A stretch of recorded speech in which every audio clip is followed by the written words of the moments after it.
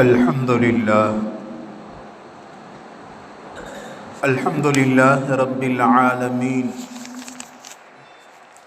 والصلاة والسلام على سيد الأنبياء والمرسلين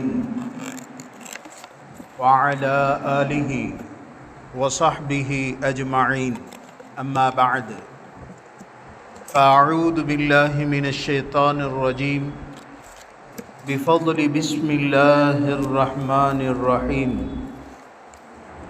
قل اللهم مالك الملك تؤتي الملك من تشاء وتنزع الملك ممن تشاء وتعز من تشاء وتذل من تشاء بيدك الخير إنك على كل شيء قدير. وفي حديث عن أبي هريرة رضي الله عنه قال: قال رسول الله صلى الله عليه وسلم: المؤمن القوي أحب إلى الله من المؤمن الضعيف. رواه البخاري. புகழ் அனைத்தும் அகிலத்தை படைத்து பரிபாலிக்கக்கூடிய ஏக வல்லோனாகிய அல்லாஹ் ஒருவனுக்கே உரித்தாகுக.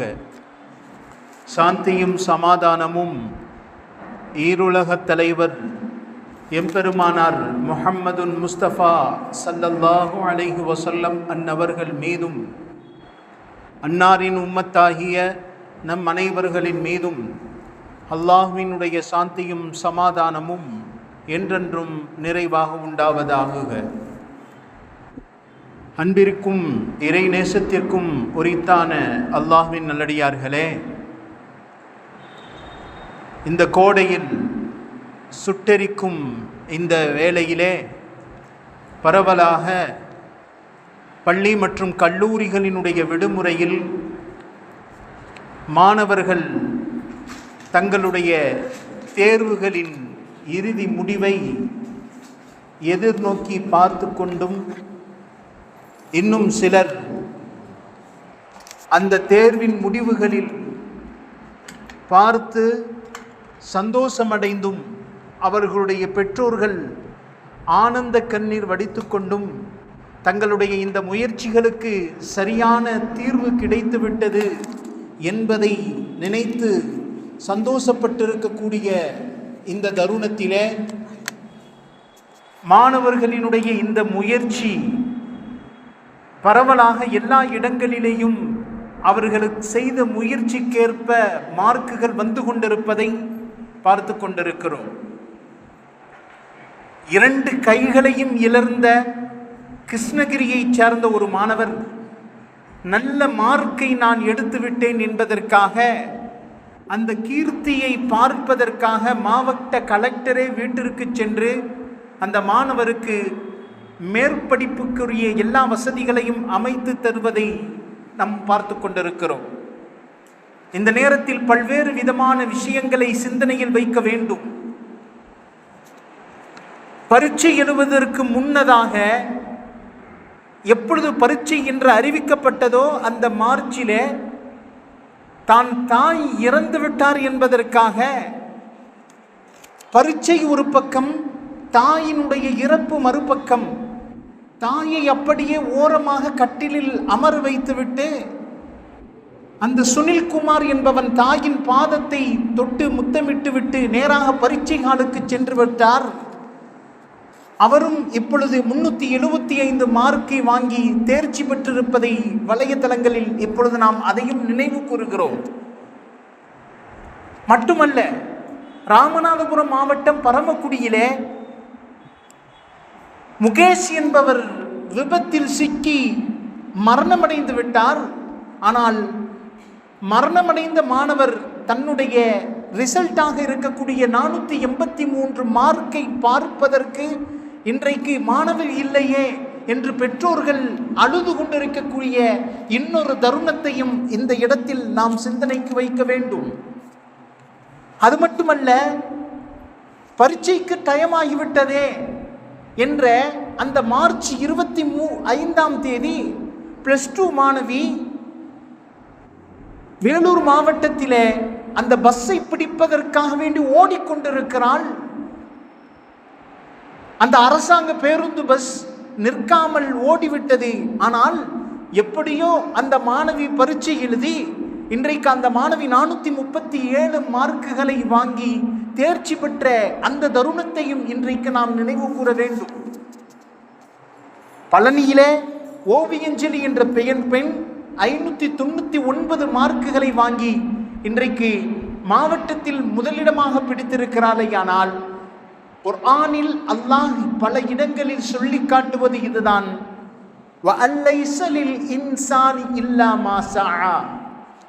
மனிதன் எந்த இடத்தில் முயற்சி செய்கிறானோ அந்த இடத்திற்கு தோதுவாக அல்லாஹ் அவருக்குரிய வெற்றியை தந்து விடுகிறான். அப்ப தேர்வு எழுதி பரீட்சையில் வெற்றி பெற்ற மாணவர்கள் தான் எந்த கோர்ஸை எடுக்க வேண்டும், தான் எந்த படிப்பை துறையை தேர்வு செய்ய வேண்டும் என்று மாணவர்கள் தன்னைத்தானே அறிந்து கொள்வதில் மிகப்பெரிய கேள்விக்குறியாயிருக்கிறது. தன்னுடைய திறமை என்ன, தான் எந்த துறையை கோர்ஸை தேர்வு செய்வது, அடுத்து வரக்கூடிய ஜெனரேஷன் நாம் தேர்வு செய்திருக்கக்கூடிய கோர்ஸை படித்தால் அது உயர்ந்து கொண்டு செல்லுமா அல்லது மதிப்பில்லாமல் போய்விடுமா என்பதையெல்லாம் இன்றைக்கு மாணவர் சமுதாயம் ஆராய்ச்சி செய்து அதற்குரிய துறையில் தன்னை ஈடுபடுத்திக் கொள்வது மிக முக்கியமான விஷயமா இருக்கிறது. ஏன்னா மார்க்கம் அல் குர்ஆனினுடைய வாழ்க்கையை எடுத்து பாருங்கள். பல இடங்களில் குர்ஆன் பேசும், இன்னல்லாஹ லா யுகையிரு மா பிகௌமின், உன்னுடைய வாழ்க்கையில நீ வெற்றியை அடைய வேண்டுமா, உன்னை நீ முயற்சி செய்யக்கூடிய மனிதராக நீ மாற்ற வேண்டும். குர்ஆன் ஒரு இடத்தில் பேசுகிறது, வைதா அஸம்த் ஃபதவக்கல் அலல்லாஹ். இன்னொரு இடத்தில் அல் குர்ஆன் இப்படி பேசும், நீ உறுதியோடு முயற்சி செய்துவிட்டு அல்லாஹ்வின் மீது நம்பிக்கை வைத்தால் நிச்சயம் அதற்குரிய கூலியை அல்லாஹ் தந்தே தீருவான். குர்ஆன் இன்னொரு இடத்தில் பேசுகிறது. அடுத்த ஒரு இடத்தில் அல் குர்ஆன் இப்படி பேசும், வல்லதீன ஜாஹது ஃபீனா லனஹ்தியன்னஹும் சுபலனா. நிச்சயமாக யார் எந்த விஷயத்தில் முயற்சி செய்கிறாரோ அதற்குரிய வழிகளை அவருக்கு நாம் லேசாக்கி தருகிறோம் என்று அல் குர்ஆன் பல்வேறு இடங்களில் பேசி காட்டுகிறது. இப்ப யோசித்து பார்க்கிறோம், அல்லாஹ் ஜல்ல ஷானஹு வ தஆலா குர்ஆனில் பல்வேறு இடங்களில் மனிதன் சரியான முறையில் முயற்சி செய்ய வேண்டும் என்று அல்லாஹ் ஜல்ல ஷானஹு வ தஆலா சொல்லி காட்டுகிறான். இன்ன மஅல் உஸ்ரி யுஸ்ரா, ஒரு மனிதன் கொஞ்சமேனும் முயற்சி செய்தால் அதற்குரிய லேசை அதற்குரிய கூலியை அவன் அடைந்து கொள்கிறான். குர்ஆன் பல்வேறு இடங்களில் பட்டியலிட்டு காட்டுகிறது, மனிதன் எதற்காக வேண்டி முயற்சி செய்கிறானோ அதை அவன் நிச்சயம் பெற்றுக்கொள்வான். மஞ்சத்த வஜத, மாணவர்கள் இரவு காலம் முழுவதும் படித்தார்கள். பல நபர்களுக்கு பாடத்தை தன் நண்பர்களுக்கு விளக்கினார்கள். இன்றைக்கு அதற்குரிய கூலியை பெற்றுக்கொண்டார்கள். சில நபர்கள் தேர்வினுடைய மதிப்பெண்களை பார்த்து பெருமிதம் கொள்வதும் உண்டு, தேர்வினுடைய மதிப்பெண்களை பார்த்து கவலை கொள்ளும் மாணவர்களும் உண்டு. அந்த மாணவர்கள் சிந்தனையில் வைக்க வேண்டும், மறுபடியும் அல்லாஹ் நமக்கு வாய்ப்பை தருவான். இந்த தேர்வினுடைய மதிப்பெண்கள் ஒரு வாழ்க்கையினுடைய அடித்தளம் தானே தவிர இது வாழ்க்கையினுடைய முடிவல்ல. வாய்ப்புகள் பலவாறு காத்து கொண்டிருக்கிறது. நீ சரியான முறையில் முயற்சி செய்தால் அதற்குரிய கூலியை அல்லாஹ் தந்து விடுகிறார். ஆக தேர்வில் வெற்றி பெற்ற மாணவர்கள் தங்களுடைய அடுத்து வரக்கூடிய கோர்ஸை எப்படி தேர்வு செய்வது, என்ன மாதிரியான கோர்ஸுகளை தன் வாழ்க்கையில் எடுத்து படிக்க ஆரம்பிப்பது என்பதை வரலாற்று ஆசிரியர்கள் பதிவு செய்கிறாங்க. காரணம் என்ன தெரியுமா?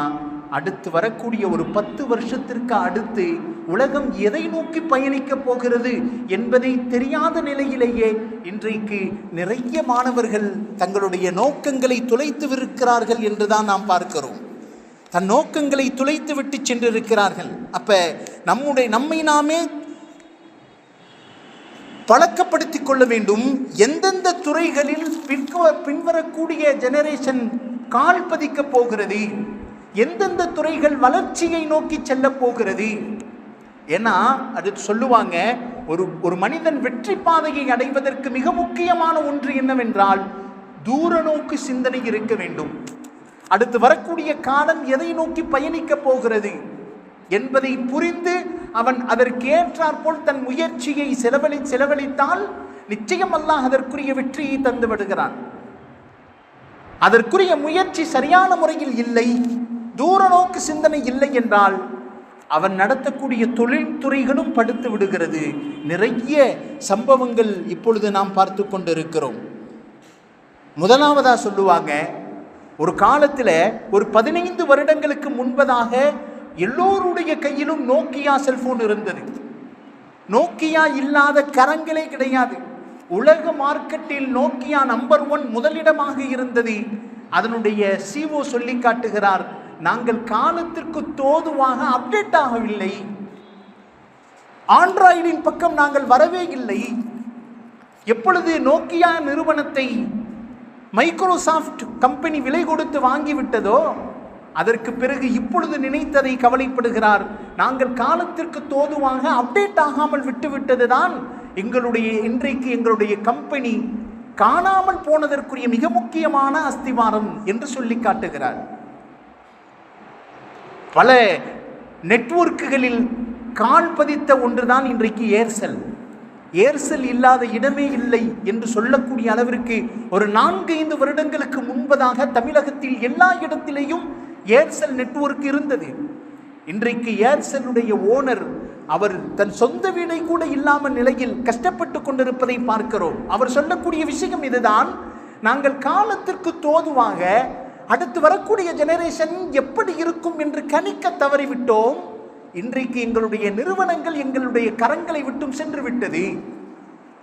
அப்ப முதல் விஷயம் குர்ஆன் அடித்தளமிட்டு காட்டுவது இதுதான், அடுத்து வரக்கூடிய ஜெனரேஷன் எப்படி மாறும், காலங்கள் எப்படி மாறும் என்பதை இன்றைக்கே கணிக்க வேண்டும் என்று சொல்லி காட்டுகிறார்கள்.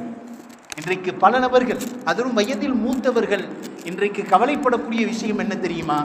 ஒரு 10 வருஷத்துக்கு முன்னாடி சாதாரணமாக ஒரு லேண்டை 1 லட்சம் ரூபாய்க்கு கையில் இருந்து கொடுத்தா ஒரு மிகப்பெரிய லேண்டை கைப்பற்றிட முடியும். இன்றைக்கு பல நபர்கள் கவலைப்படுவதுண்டு, அந்த காலத்திலே நான் இடத்தை வாங்கி போட்டு இருக்கக்கூடாதா, இன்வெஸ்ட்மெண்ட்டை இடத்தில் பண்ணி இருக்கக்கூடாதா, பல இடத்தில் நான் முயற்சி செய்தேனே என்று இப்பொழுது கவலைப்படுகிறார்கள். காரணம் என்ன?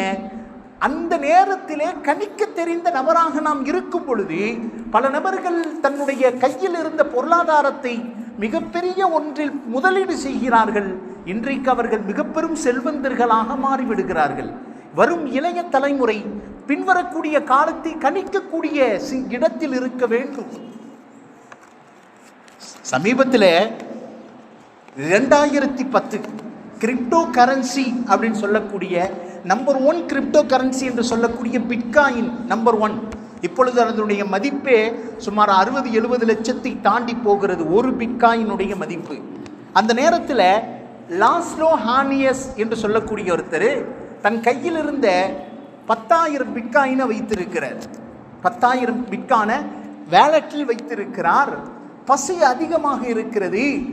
இந்த 10,000 பிட்காயினை கொடுத்து ஒரு பீஸா ஒன்றை வாங்கி சாப்பிடுகிறார். உலகத்திலேயே ஒரு பீஸாவை கொடுத்து அதிகமான பணத்தை செலவழித்த முதல் நபர் அவர்தான் அப்படின்னு சொல்லி என்ன செஞ்சிருக்கிறாங்க, மே 22ஆம் தேதி பிட்காயின் பீஸா டே அப்படின்னு உலகமே அறிவித்திருக்கிறது. காரணம் என்ன தெரியுமா? அன்றைக்கு அவருக்கு தெரியாது ஒரு பிட்காயினுடைய மதிப்பு 85 லட்சத்தையும் தாண்டி இருக்கிறது. கணிக்க தெரியாமல் விட்டுவிட்ட சமூகங்கள் ஏராளம். பிற்காலத்தில் வரக்கூடிய எது அதிகமான விளைச்சலை தரும், எது அதிகமான பிரயோஜனத்தை தரும் என்ற தேர்வு செய்யக்கூடிய பக்குவம் இன்றைக்கு நம்முடைய இளைய தலையிடத்தில் வர வேண்டும். ஏன்னா இப்பொழுது இருக்கக்கூடிய கரண்ட் சிச்சுவேஷனை பார்த்து பல நபர்கள் தேர்வு செய்வதுண்டு. இப்பொழுது பார்த்தால் ஐடியில் வேலை பார்க்கக்கூடியவர் சுமார் 60,000 சம்பளம் வாங்குகிறான். அதனால நானும் ஐடியை நோக்கி படிக்க போகிறேன் என்று ஒரு கூட்டம் கிளம்புகிறது. வீடு கட்டி கொடுத்தால் பல லட்சங்கள் சம்பாதிக்கலாம், அதனால் சிவில் இன்ஜினியரிங் டிபார்ட்மெண்ட்டை நான் எடுக்கிறேன் என்று ஒரு கூட்டம் கிளம்புகிறது. இன்னொரு கூட்டம் இன்னொரு பக்கத்திலே டீச்சிங் டிபார்ட்மெண்ட், அதுல வேலையில் போய் ஜாயின் ஆன உடனே 50,000 சம்பளம் வருகிறது, எனவே நான் டீச்சிங்கை எடுக்க போகிறேன். இன்னொரு கூட்டம். முதல் கட்டமாக மாணவர் சமுதாயம் சிந்தனையில் வைக்க வேண்டும், பிற்காலத்தில் எப்படி ஒரு துறை அதிகமான வளர்ச்சியை நோக்கி போகும் என்று நாம் கணிக்கிறோமோ, அதே போல அந்த துறையை படித்தால் நீ அதில் ஆர்வமாக இருக்கிறாயா என்பதை தேர்வு செய்ய வேண்டும். எனக்கு எந்த துறை பிடிக்கிறது, எந்த துறை நான் ஆர்வமோடு இன்ட்ரெஸ்டோடு நான் எடுத்து படிக்கிறேன் என்பதை தேர்வு செய்ய வேண்டும். அப்படி தேர்வு செய்த மாணவர்கள் தான் இன்றைக்கு வெற்றியை நோக்கி பயணிக்கிறார்கள். தன் தந்தை பிரஸ் செய்கிறார், குடும்பத்தினுடைய உறவினர்கள் அந்த தொழிலை பார்க்கிறார்கள், எனவே என்னையும் அந்த துறையில் படிக்க சொல்லுகிறார்கள் என்பதற்காக குடும்பத்தினுடைய சூழ்நிலை தோதுவாக அவர் ஒரு துறையை எடுத்து தேர்வு செய்கிறார் என்றால் பிற்காலத்தில் அந்த துறை அந்த கோர்ஸ் அட்ரஸே இல்லாமல் போய்விடுகிறது. கடைசியில் அத்தாவுடைய கம்பெனியில் வேலைக்கு சேரக்கூடிய மாணவர்களுடைய நிலை இன்றைக்கு அதிகமாகி போனது. ஒரு டீ கடையில் உட்காந்து டீ குடிச்சுக்கிட்டு இருந்தேன். அப்போது ஒரு வயசான ஒருத்தர் உட்காந்து என் பக்கத்தில் உட்கார்ந்தார். அவர்கிட்ட கேட்டேன், என்ன டீ சாப்பிட்றீங்களான்னு கேட்டபோது அவர் சொன்னார், நான் ஒரு பெரிய டெய்லரிங் வச்சுருக்கிறேன், டெய்லரிங் ஒரு டயத்தில் வச்சுருந்தேன், நான் 10 டெய்லர் வச்சு எனக்கு கீழே வேலை பார்த்தேன் அப்படின்றார். இப்போ என்னாச்சு, எல்லாத்தையும் கொடுத்துட்டேன். ஏன்னா என்னுடைய பிள்ளைங்க ஒருத்தன் லண்டனில் இருக்கான், ஒரு பெண்ணு ஒரு மக இருக்கிறா, அவள் பெரிய டாக்டராக இருக்கிறா, இன்னொரு மகள் டீச்சராக இருக்கிறா, மாதத்துக்கே பல லட்சங்கள் சம்பாத்தியத்தில் வந்து கொண்டிருக்கிறது. என்னுடைய டெய்லரிங் கம்பெனியை கொடுத்துட்டு இப்போ நான் சும்மா இருக்கிறேன் என்று சொன்னார். இப்போ யோசித்து பார்க்கிறோம், காலத்திற்கு தோதுவாக இன்றைக்கு டெக்ஸ்டைல் கூட நிறுவனங்கள், சமூகத்தில் இருக்கக்கூடிய அதிகமான டெக்ஸ்டைல் நிறுவனங்கள் எந்திரிக்காமல் போனதற்குரிய காரணம் ரெடிமேட் தொழிற்சாலைகள் அதிகமாகி போனது. காலத்திற்கு தோதுவாக இவர் தன்னுடைய தொழிலை மாற்றி ஹோல்சேலில் ரெடிமேட்டை தைத்து கொடுத்து ஹோல்சேலில் அனுப்பக்கூடிய பக்குவமாய் தன்னுடைய தொழிலை பிரபலப்படுத்துவதற்காக ஆன்லைன் நிறுவனங்களின் மூலமோடு டையப் பண்ணி செய்து கொண்டிருந்தால் இன்றைக்கு அவருடைய நிறுவனங்களை மூட வேண்டிய சூழ்நிலை ஏற்பட்டிருக்காது. காரணம் என்ன? ஒரு நேரத்திலே 1980களிலே ஆன்லைனுக்கு பக்கம் மக்கள் யாரும் செல்லவில்லை. யார் யாரெல்லாம் வீட்டை நோக்கி போகிறார்களோ அவர்களிடத்தில் துணியை எடுத்துக் கொள்ளுவார்கள், கடையில் வந்து துணியை எடுத்துக் கொள்ளுவார்கள். ஆனால் இன்றைக்கு மார்க்கெட்டிங்குடைய ட்ரெண்ட் சேஞ்ச் ஆகி போனது. உன்னுடைய தொழிலை அந்த காலத்திற்கு தோதுவாக நீ மாற்றம் செய்யாத வரை உன்னுடைய நோக்கத்தை அடைய முடியாது என்பதை அவருடைய வார்த்தையிலிருந்து நாம் புரிந்து கொள்ளுகிறோமேயானால் அப்டேட் ஆக வேண்டும். பின்னால் வரக்கூடிய ஜெனரேஷன் எப்படி போகும் என்பதை புரிந்து தன்னுடைய தந்தையின் தொழிலை அவர் மேம்படுத்தினால் மாத்திரமே அடுத்து வரக்கூடிய ஜெனரேஷன் எழுந்து நிற்கும் என்பதில் எந்த விதமான சந்தேகமும் இல்லை. யோசித்து பார்க்கிறோம், பெருமானா ஸல்லல்லாஹு அலைஹி வஸல்லம் அவர்கள் தன்னுடைய சஹாபாக்களை அதற்கு தோதுவாகத்தான் உருவாக்கினார்கள். முதலாவதாக பெருமானா ஸல்லல்லாஹு அலைஹி வஸல்லம் அவர்கள் ஒரு சஹாபியை தேர்வு செய்கிறாங்க, ஸைத் பின் சாபித் ரலியல்லாஹு அன்ஹு. ஸைத் பின் சாபித்தை பார்த்து சொல்லுவாங்களாம், நீ இப்ரானியுடைய யூத பாஷையை நீ கற்றுக்கொள் அப்படின்னு சொல்லுவாங்க. உடனே ஸைத் பின் சாபித் ரலியல்லாஹு அன்ஹு 15 தினங்களில் பெருமானார் சொன்ன ஒரே காரணத்திற்காக அந்த பாஷையை எழுதவும் படிக்கவும் தெரிந்து கொண்டார். ஒரு மாணவருக்கு எந்த திறமை இருக்கிறது என்பதை பெற்றோர்கள் கணிக்க வேண்டும். என்னுடைய பிள்ளை எதில் ஆசை கொள்ளுகிறான், அதை பார்த்து அதற்குரிய துறையை சூஸ் பண்ணும் பொழுது, அந்த துறையை தேர்வு செய்யும் பொழுது பிற்காலத்தில் ஒரு மிகப்பெரிய ஒரு தொழிலதிபராக, ஒரு சமுதாயத்தின் முன்னோடியாக அவர் மாறிவிடுகிறார் என்பதில் எந்த சந்தேகமும் இல்லை. பெருமானார் ஸைத் பின் சாபித்தை அதற்குரிய பொறுப்பில் கொடுத்தார்கள். இரண்டாவது பெருமானார் ஸல்லல்லாஹு அலைஹி வஸல்லம் அவர்கள் உசாமா பின் ஸைத் ரலியல்லாஹு அன்ஹு, அந்த தோழருக்கு இருக்க தனித்திறமையை பெருமானார் பார்த்தார்கள். அவர்கிட்ட நிர்வாக திறமை இருந்தது, ஆனா வயசு என்னமோ 18 வயசு தான். பிறரை கட்டுப்படுத்தக்கூடிய பக்குவம் அவரிடத்தில் இருந்தது, பேச்சில் தெளிவு இருந்தது. ஒரு பெரிய படைக்கு தளபதியாக பெருமானார் அந்த சிறுவனை நியமித்து அனுப்புகிறார்கள். அந்த படையிலே ஹசரத் அபூபக்கர் சித்திக், ஹசரத் உமர் பின் கத்தாப் போன்ற பெரும் பெரும் சஹாபாக்கள் இருக்கவே ஹசரத் உசாமா பின் ஸைத் ரலியல்லாஹு அன்ஹுவை அமீராக நியமித்து அனுப்புகிறார்கள் என்று சொன்னவுடன் சஹாபாக்கள் எல்லாம் கேள்வி கேட்டார்கள், யா ரசூலல்லாஹ், இந்த சிறுவனை நீங்கள் தளபதியாக நியமிக்கிறீர்களே என்று சொன்னும் பொழுது பெருமானார் ஸல்லல்லாஹு அலைஹி வஸல்லம் அவர்கள் சொன்னார்கள், இந்த சிறுவன் தலைமைக்கு ஏற்றவர் அப்படி என்பதாக சொல்லி காட்டுகிறார்களே. ஆனால் தன்னுடைய பிள்ளைகளுடைய திறமையை கணிக்கக்கூடிய பெற்றோர்களாக நாம் இருக்க வேண்டும். அடுத்து மூன்றாவதாக பிலால் ரலியல்லாஹு அன்ஹு. பிலால் ரலியல்லாஹு அன்ஹு அவர்களை பெருமானார் ஒரு துறைக்கு நியமித்தார்கள். பாங்கு சொல்லக்கூடிய பொறுப்பை ஹஸரத் பிலால் ரலியல்லாஹு அன்ஹுக்கு கொடுத்தார். குரல் அழகாக இருக்கும், சப்தம், அவருடைய சப்தம் எங்கு சென்றாலும் கேட்கக்கூடிய அளவிற்கு குரல் இனிமையாகவும் அழகான உயர்ந்த சப்தம் உடையவராகவும் இருந்ததனால் கஅபாவின் மீது ஏறி வாங்கு சொல்லக்கூடிய பொறுப்பை பெருமானார் அவருக்கு கொடுத்தார்கள். கொடுத்துவிட்டு சொன்னார்கள், ஓ பிலால், உன்னுடைய குரல் இனிமை அதிகமாக இருக்கிறது என்று பெருமானார் ஸல்லல்லாஹு அலைஹி வஸல்லம் சொன்ன வார்த்தை ஹதீஸிலே பதிவு செய்யப்பட்டிருக்கிறது.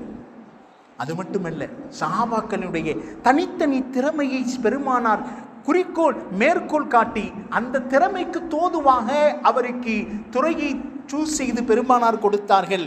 ஸைத் பின் அபி வக்காஸ் ரலியல்லாஹு அன்ஹு மிகச்சிறந்த போர் வீரராம், மல்யுத்த வீரர்.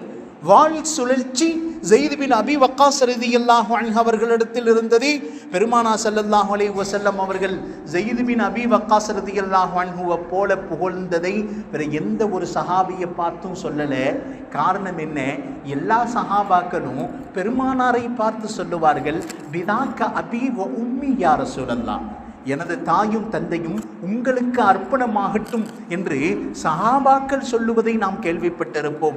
ஆனால் பெருமானாரே ஒரு தோழரை பார்த்து சொன்னார்கள், எனது தாயும் தந்தையும் உனக்கு அர்ப்பணமாகட்டும் என்று சொன்ன தோழர் ஸைத் பின் அபி வக்காஸ் ரலியல்லாஹு அன்ஹு, மிகச்சிறந்த வீரர். பெருமானாரினுடைய இந்த வார்த்தைக்கு பிறகு பல எதிரிகளை இவர் வெட்டி வீழ்த்தினார். அந்த அளவிற்கு போர் அமீராக, போர் தளபதியாக, சில நேரங்களில் படை அமீராக பெருமானார் ஸல்லல்லாஹு அலைஹி வஸல்லம் அவர்கள் சொல்லி காட்டுகிறார்களே. ஆனால் துறைகளை விளங்க வேண்டும், துறைகளை விளங்க வேண்டும். தனது மாணவன், தனது மகன் எதை விரும்புகிறான் என்பதை தேர்வு செய்து அதற்கேற்ற வழிமுறைகளை நாம் அமைத்து கொடுக்கும் பொழுதே அந்த மகனினுடைய வாழ்க்கை சுபிச்சமாக இருக்கும். ஸைத் பின் சாபித் ரலியல்லாஹு அன்ஹு, ஸைத் பின் சாபித்தை பார்த்து பெருமானார் ஸல்லல்லாஹு அலைஹி வஸல்லம் அவர்கள் பல பொறுப்புகளை கொடுத்திருக்கிறாங்க. அடுத்து ஒரு சஹாபியை பார்த்து சொல்றாங்க, இவர்தான் கல்வியின் பட்டணம், நான் அதனுடைய வாசல்.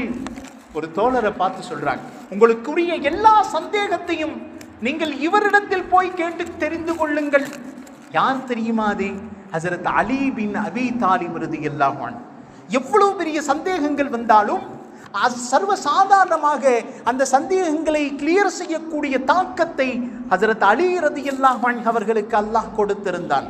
சொன்னார்கள் பெருமானார் ஸல்லல்லாஹு அலைஹி வஸல்லம், அன மதீனத்துல் இல்ம், நான் கல்வியின் பட்டணமாக இருந்தால் வ அலியுன் பாபுஹா, அதனுடைய வாசல் அலி என்பதாக பெருமானார் ஸல்லல்லாஹு அலைஹி வஸல்லம் அவர்கள் சொன்னார்கள். அதற்கு அடுத்து குர்ஆனுக்கென்று ஒரு சஹாபி இருந்தாங்க, அப்துல்லாஹ் பின் மஸ்ஊத் ரலியல்லாஹு அன்ஹு. அப்துல்லாஹ் பின் மஸ்ஊத் ரலியல்லாஹு அன்ஹு குர்ஆன்ல தேர்ச்சி பெற்றவர்கள். குர்ஆனுடைய டிபார்ட்மெண்ட்டிற்கு பெருமானார் ஸல்லல்லாஹு அலைஹி வஸல்லம் இந்த அப்துல்லாஹ் பின் மஸ்ஊத் ரலியல்லாஹு அன்ஹு தனியாகவே வைத்திருப்பார்களாம். அவர்களோடு சேர்ந்து சில சஹாபாக்கள், உபை பின் கஅப் ரலியல்லாஹு அன்ஹு, இது போன்ற குர்ஆனில் அழகிய சப்தத்தோடு ஓதக்கூடிய சில சஹாபாக்களை ஒரு குழுவாக வைத்திருப்பார்கள். உபை இப்னு கஅப் ரலியல்லாஹு அன்ஹு அவர்களை பார்த்து ஸல்லல்லாஹு அலைஹி வஸல்லம் ஒரு தடவை சொன்னார்களாம், பெருமானார் என்னிடத்தில் அல்லாஹ் சொன்னான், உன்னிடத்தில் ஓதி நான் காட்ட வேண்டும் என்று சொன்னான். இதை கேட்ட உபை இப்னு கஅப் ரலியல்லாஹு அன்ஹு அவர்கள், அசம்மானி யா ரசூலல்லாஹ், அல்லாஹ் என் பேரை சொல்லி சொன்னானா என்பதாக சொன்னவுடன் பெருமானார் ஸல்லல்லாஹு அலைஹி வஸல்லம் சொன்னார்கள், நஅம், ஆம், அல்லாஹ் உன் பெயரை சொல்லி உன்னிடத்தில் என்னை ஓதி காட்டச் சொன்னான் என்று சொல்லும் பொழுது உபய் இப்னு கஅப் ரலியல்லாஹு அன்ஹு, பெருமானார் தலை உயர்த்தி பார்க்கிறார்கள்.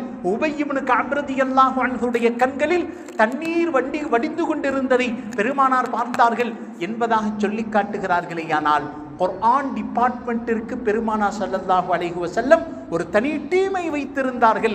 அவர்களுக்குரிய திறமையை விளங்கி வைத்திருந்தார்கள். அந்த திறமையை அதற்கு தோதுவாக பயன்படுத்தினார்கள். அடுத்து பெருமானார் ஸல்லல்லாஹு அலைஹி வஸல்லம் அவர்கள் ஒரு சஹாபியை தனியா ஒதுக்கி வச்சிருந்தாங்க. அவர்கிட்ட தான் எல்லா விதமான சீக்ரெட் ரகசியங்களை சொல்லுவார்கள்.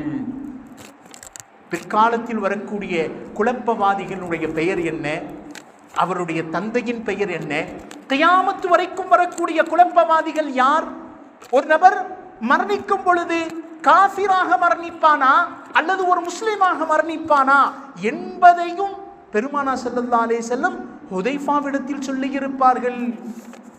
அவருக்கு பட்டப்பேர் என்ன தெரியுமா? சாஹிபு சிர், ரகசியங்களை அறிந்தவர். ஹுதைஃபா ரலியல்லாஹு அன்ஹு ஒரு இடத்துக்கு வந்துட்டாங்கன்னா எல்லா சஹாபாக்களும் எழுந்து நிற்பாங்களாம். அது மட்டுமல்ல, அமீருல் முஃமினீன் ஹஸரத் உமர் பின் கத்தாப் ரலியல்லாஹு அன்ஹு தனது பதவி காலத்தில் இருக்கும் பொழுது ஜனாசா தொலை வைப்பதற்கு ஒரு சஹாபி ஜனாசா வந்துவிட்டால் முதல் சஃபிலே ஹஸரத் உமர் பின் கத்தாப் ரலியல்லாஹு அன்ஹு சாஹிபு சிர் ஹுதைஃபத்துல் யமான் வந்து விட்டாரா என்று கேட்பார்கள். அவர் வந்து ஜனாசாவில் கலந்து கொண்டால் மாத்திரமே உமர் பின் கத்தாப் ரலியல்லாஹு அன்ஹு அந்த ஜனாசாவை தொலை வைப்பார்கள். அடிக்கடி ஹுதைஃபத்துல் யமானிடத்தில் கேட்பார்கள், யா ஹுதைஃபா, பெருமானார் சொன்ன அந்த முனாஃபிக்கினுடைய பட்டியலில் ஏதோ அதோ கை சேதம் இந்த உமர் பின் கத்தாபினுடைய பெயர் இருக்கக்கூடாதே என்று கேட்டுக்கொண்டே இருப்பார்களே. ஆனால் சீக்ரெட்டிற்காக வேண்டி பெருமானார் ஒரு தனி டீமை வைத்திருந்தார்கள். அந்த டீமில் ஹுதைஃபத்துல் யமான் ரலியல்லாஹு அன்ஹு அவர்கள் இருப்பார்கள். இன்னொரு சஹாபியை தனியாக அவரிடத்தில் அமானிதத்தை கொடுத்து வைப்பதற்காக வேண்டி ஒரு டீமை வைத்திருப்பார்கள். அபூ உபைதா மிக நம்பிக்கைக்குரியவர். அவரிடத்தில் உங்களுடைய அமானிதத்தினுடைய பொருளை ஒப்படைத்து வையுங்கள், அவர் அந்த அமானிதத்தை மோசடி செய்ய மாட்டார். பெருமானார் அபூ உபைதாவை பற்றி சொன்னார்கள், லிக்குல்லி உம்மத்தின் அமீன், ஒவ்வொரு நபிமார்களுக்கும் ஒரு நம்பிக்கையாளரை அல்லாஹ் கொடுத்திருப்பான். எனது உம்மத்தினுடைய நம்பிக்கையாளர் லிக்குல்லி உம்மத்தின் அமீனுன் அமீனு ஹாதிஹில் உம்மா அபூ உபைதா, எனது உம்மத்தினுடைய நம்பிக்கையாளர் அபூ உபைதா என்று பெருமானார் ஸல்லல்லாஹு அலைஹி வஸல்லம் அவர்கள் சொல்லி காட்டுகிறார்களே. ஆனால் ஒவ்வொரு டிபார்ட்மெண்ட்டிற்கும் பெருமானார் அந்த சஹாபிக்குரிய திறமையை விளங்கி வைத்திருப்பார்கள்.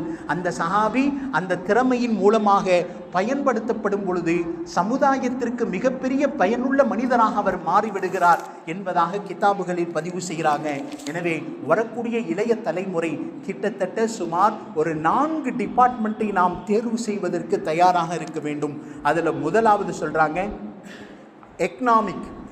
எக்கனாமிக் என்று சொன்னால் பொருளாதாரத்துறை. பிற்காலத்தில் அந்த டிபார்ட்மெண்ட் எப்பொழுதும் வீழ்ச்சியை சந்திக்காது.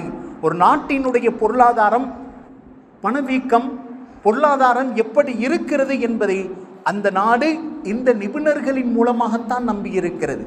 இந்த இந்தியாவினுடைய பண மதிப்பு எப்படிப்பட்டது, சவுதியினுடைய ரியால், கத்தாரினுடைய பணம், இப்படியாக ஒரு நாட்டினுடைய கரன்சி எக்கனாமிக் இதை நம்பித்தான் இருக்கிறது.